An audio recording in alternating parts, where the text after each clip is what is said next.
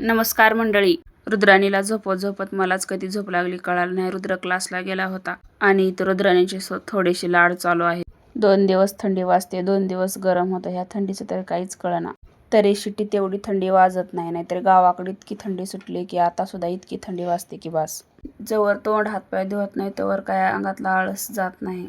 रोजच म्हणते आता चहा नको प्यायला, पण सकाळी उठलं आणि संध्याकाळी आणि 4 वाजता चहाचं ध्यान येतच. मी किती पण नको म्हणते चहा प्यायचं, पण ती लेकरावाला चहा करताना मग आपल्यासाठी पण थोडा चहा करूनच घेते. मी इतका कमी केलाय बरं का चहा. पहिले ना कुणी बी आलं की चहा केला की थोडा का होईना आपण घ्यायचा चहा, पण आता तसं नाही. आता फक्त सकाळी एकदा आणि संध्याकाळी एकदा एवढंच चहा पिते. आणि इकडे रुद्राणीचा का किचन वट्ट्यावरचा जागा काही सुटत नाही. तिचा जागाच किचन वट्ट्यावर आहे. चहा करायला की स्वयंपाक करायला की तिला किचन वट्ट्यावरच बसायला आवडतं. या मग तुम्ही पण चहा प्यायला.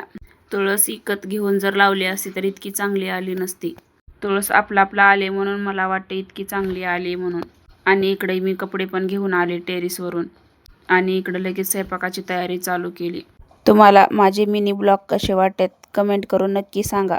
तुम्ही जर व्हिडिओ पहिल्यांदा बघत असाल तर नक्की सबस्क्राईब करा आणि व्हिडिओ जर आवडला तर लाईक करा.